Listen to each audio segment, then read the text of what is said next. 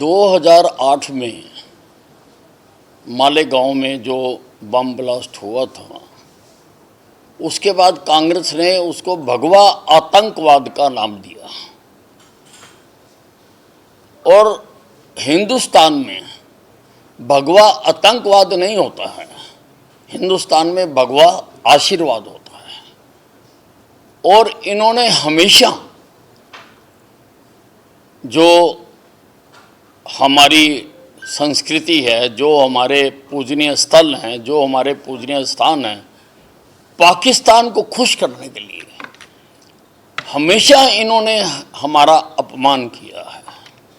हिंदू समाज का जो बहुमत समाज है, उसका इन्होंने हमेशा अपमान किया है। पहले तो 10 लाख लोग मरवा के इन्होंने पाकिस्तान बनवा दिया। फिर पानी का बंटवारा हुआ, सिंधु नदी का 20% हमें दिया, 80% पाकिस्तान को दे दिया। मैं मानता हूं कि पाकिस्तान कांग्रेस की औलाद है और औलाद के प्रति हमेशा मोह भी रहता है, प्यार भी रहता है। और हमेशा, चाहे वो कारगिल का युद्ध हुआ हो, चाहे अब जो युद्ध हुआ है या सर्जिकल स्ट्राइक हुई हो, तो कांग्रेस ने हमेशा पाकिस्तान का पक्ष रखा है, हिंदुस्तान का पक्ष नहीं रखा। अब भी पार्लियामेंट में जो ऑपरेशन सिंदूर पर बहस हुई है, किसी ने भी हिंदुस्तान का पक्ष नहीं रखा कि हमारे सैनिकों ने किस प्रकार से, किस बहादुरी से पाकिस्तान को थोड़े से दिनों में ही घुटने टिका दिए, उनके एयरबेस तोड़ दिए, उनका एयर डिफेंस सिस्टम तबाह कर दिया और उनको घुटनों पर ला दिया। हमेशा ये उनको खुश करने के लिए बात करते हैं। हिंदुस्तान में भगवा आतंकवाद नाम की कोई चीज़ नहीं है, भगवा आशीर्वाद है। हमारे देश में जो ज्ञान की गंगा बह रही है, वो गंगा भगवा आशीर्वाद से ही आई है। भगवा हमारे साधु संतों का जो है वो पहनावा है। और भगवा से अगर इनको इतना ही एतराज़ है, तो इनको दिन को सोना चाहिए, रात को जागना चाहिए, क्योंकि सूरज जब निकलता है वो भगवा होता है। तो इनको रात को सोना चाहिए, दिन को जागना चाहिए, दिन को सोना चाहिए, रात को जागना चाहिए। सर, हरियाणा में दौरा करेंगे आप, कहाँ नहीं, देखिए, मुझे सारे हरियाणा से, लगभग हर जिले से कार्यकर्ता मेरे पास आते रहते हैं, मुझे कहते रहते हैं कि भी आप हमारे पास आइए। वो मुझे बुलाना चाहते हैं। तो अब मैं जल्दी ही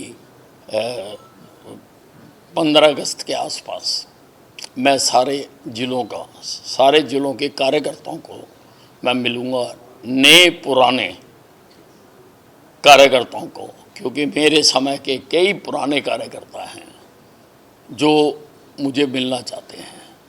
नए भी बहुत लोग आ गए, उनसे भी मिलना बहुत आवश्यक है कि उनका पता होना चाहिए। मैं सीनियर मोस्ट विधायक हूँ हरियाणा का, मैं 7 बार जीता हुआ हूँ। मेरे बराबर भारतीय जनता पार्टी में जीता हुआ और कोई नहीं है। तो पार्टी के काम को आगे बढ़ाने के लिए मैं सारे हरियाणा का दौरा करूँगा। इसका दौरे का प्रारूप क्या रहेगा? कोई मीटिंग्स होगी, रैली? देखिए, मैं कहीं पर भी कोई जलसा नहीं करूँगा, कहीं पर भी कोई मीटिंग नहीं करूँगा। मैं तो कार्यकर्ताओं को मिलने के कार्यक्रम बनाऊँगा और कार्यकर्ताओं को सूचना दे दी जाएगी, उनसे इकट्ठे मिला जाएगा। और अगर कुछ लोगों के घर जाके मिलना होगा तो मैं उनके घर जाकर भी मिलूँगा। कोई रूपरेखा तैयार की है सर? कब से शुरू कर रहे हैं और कहाँ से शुरू कर रहे हैं? नहीं, मैंने आपको बताया ना, 15 अगस्त के आसपास शुरू करेंगे और इसके लिए बाकायदा मैं टीम बना रहा हूँ कि जो मेरे कार्यक्रमों को आयोजित करेगी। सर, सुरजेवाला जी लगातार लॉ एंड ऑर्डर पे बहुत सवाल उठा रहे हैं हरियाणा के कि जंगल राज कर रहे हैं, उस पर क्या कहेंगे? सुरजेवाला जी तो सुबह उठ के जैसे बच्चा रोने लग जाता है वैसे ये सुबह उठते ही बोलने लग जाते हैं। लॉ एंड ऑर्डर को हमारे मुख्यमंत्री जी पूरी तरह से उस पर निगाह रखे हुए हैं और उसको दुरुस्त करने के लिए जो भी प्रयास किए जा सकते हैं वो उठा रहे हैं। एक ये अम्बाला में एयरपोर्ट का है विषय, ये काफ़ी देर से आप प्रयास कर रहे हैं, अब इसमें कुछ अगर हम जाने की स्टेटस क्या है?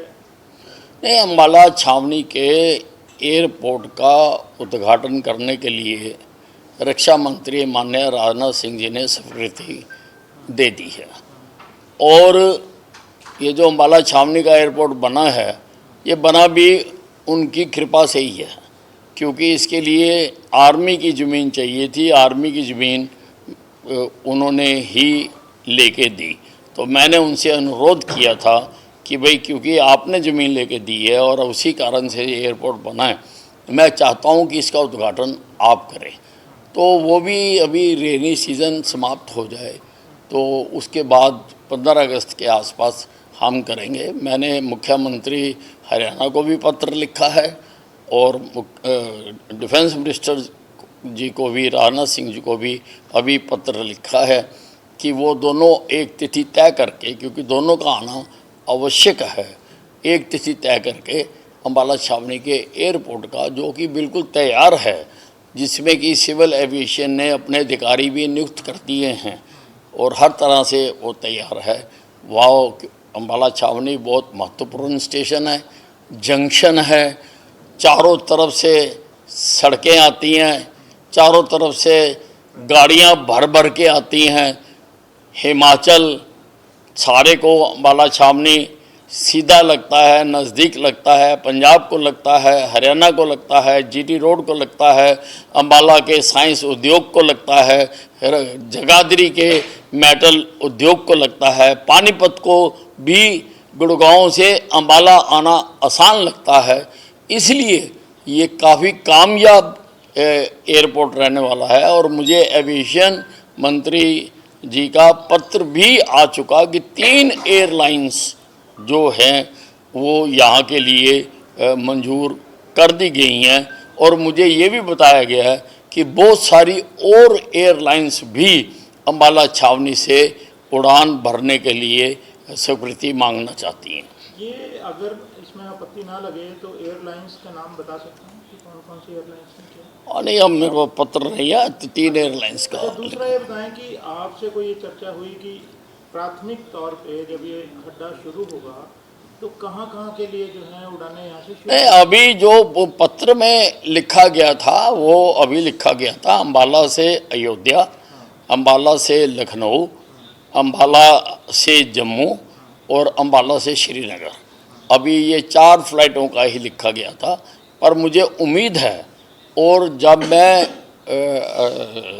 केंद्रीय जो एविएशन मंत्री हैं उनसे मिलने गया था, उन्होंने मुझे वर्बली भी कहा था कि कुछ और एयरलाइंस भी हम इसमें जोड़ देंगे अम्बाला छावनी में। तो ये कार्गो का भी यहाँ पे हो सकता है क्योंकि अम्बाला इम्पोर्टेंट स्टेशन? नहीं, मैंने माननीय केंद्रीय मंत्री जो हमारे मुख्यमंत्री भी रहे हैं मनोहर लाल जी को एक पत्र लिखा है कि यहाँ के व्यापारियों की काफ़ी मांग आ रही है। मेरे पास डेपुटेशन आकर मिल रहे हैं कि यहाँ से कार्गो का भी शुरू किया जाए, क्योंकि हमारी जो एयर पट्टी है वहाँ पर कोई भी बड़े से बड़ा जहाज़ भी उतर सकता है, तो इसलिए कार्गो का यहाँ से चलाया जा सकता है। और जो आसपास के उद्योग हैं, अम्बाला छावनी में साइंस का उद्योग है, साहा इंडस्ट्रियल ग्रोथ सेंटर है, हमारा इंडस्ट्रियल एरिया है, अम्बाला में घर घर में साइंस का सामान बनता है, अम्बाला सिटी में कपड़े की मार्केट है, जगाधरी है जहाँ पर मेटल का बनता है, और हिमाचल का जो सेब आता है उसके लिए ये नियरेस्ट एयरपोर्ट पड़ेगा।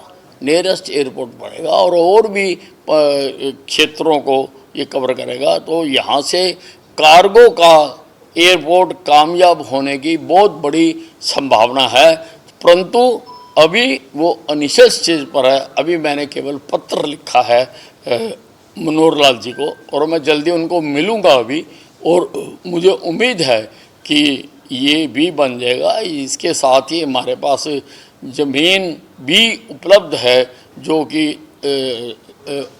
एक्वायर की जा सकती है। तो मान के चलें कि अगस्त में जो है, अगस्त के महीने में अंबाला से उड़ानें शुरू। हाँ, जैसे ही दोनों नेताओं की, रक्षा मंत्री जी की और मुख्यमंत्री जी की सहमति तिथि की हो जाती है तो उस तिथि को यहाँ से उद्घाटन कर दिया जाएगा और उड़ान यहाँ से शुरू हो जाएगी। सर, नाम को लेकर चर्चा हुई है, क्या नाम इसको रखा जाएगा? नाम को लेकर चर्चा हुई है, कुछ क्या नाम रखा जाएगा? नहीं, अभी कोई चर्चा नहीं हुई है। अभी उसका अम्बाला छावनी घरेलू एयरपोर्ट ही का नाम बोर्ड लगाया गया है।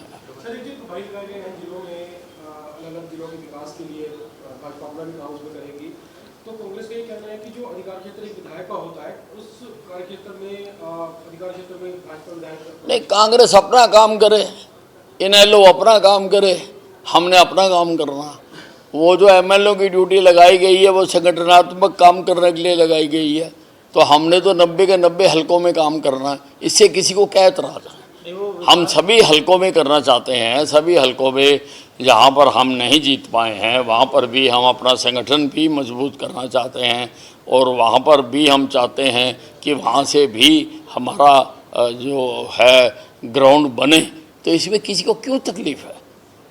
किस बात की तकलीफ़ है? तुम कहाँ जाते हो, कहाँ करते हो, कहाँ मीटिंग करते हो, कहाँ जलसा करते हो, कहाँ प्रदर्शन करते हो, हमने तो कभी नहीं पूछा। ये अपनी अपनी पार्टी के कार्यक्रम है, आप अपने करिए, हम अपने कर रहे हैं।